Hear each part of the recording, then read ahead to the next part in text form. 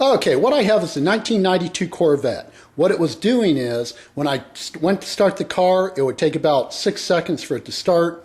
Strong smell of gasoline.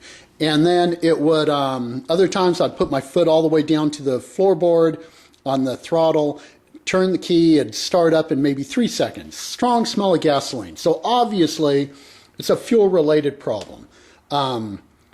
Anyway, what it turned out to be was this.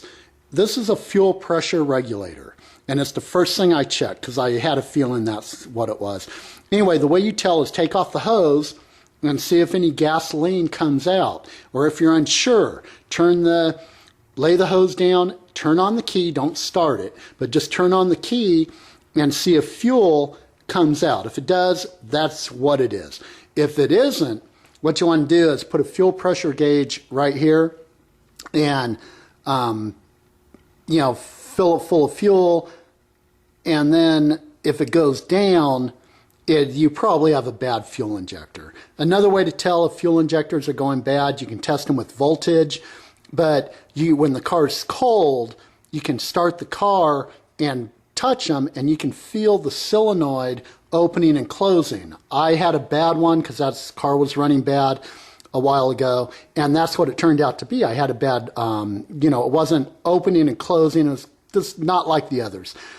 Anyway, to work on a car, you need to keep it really clean. So I periodically will spray it with engine degreaser, and just to keep it clean, because a month ago or so, I replaced the intake manifold, and it was nice to have a clean car basically to start with. What you want to do too is you want to buy a book. Get a book, a repair manual for your car. Anyway, to replace this, real simple. The fuel pressure regulator, undo the little bolt right here. There's a little screw. Take the bracket off. Take the clips, push them up, and then, slide it sideways and down, and they just remove very easy. Take the cap off, repeat, undo the 4 bolts. With the clean, of course, spray, if you need to, spray a little WD-40 down there on all of them where the fuel injectors go in, and gently pry up on these. You don't need to take off the top. And then, repeat it on the other side. Then what I do is I'll take a towel, lay a towel on the windshield, and with both hands I'll take the fuel rail, pick it up, lay it on its back, because these hoses will flex. And then, you don't want to twist it too much because of the lines go in, these move, and you don't want to move it too much. Anyway, to get this off, there's only one bolt that holds it on and the fuel line connector. That's all there is to it. To replace it, self-explanatory.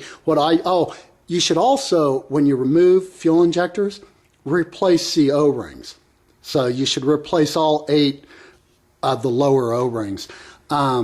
God, what other advice can I give you? Just keep it clean. A little bit of motor oil, smear it around on each where the fuel injectors go in, and that'll help slide it down. Not a lot, just a little bit. And then just tighten everything up. It's really simple to do. But check this before you go to a lot of expense, or if you read the book, it'll tell you, well, it could be carbon buildup. That's not going to happen in a couple days. You're driving on the freeway, the car runs good, chances are it's not the fuel pump or the fuel relay.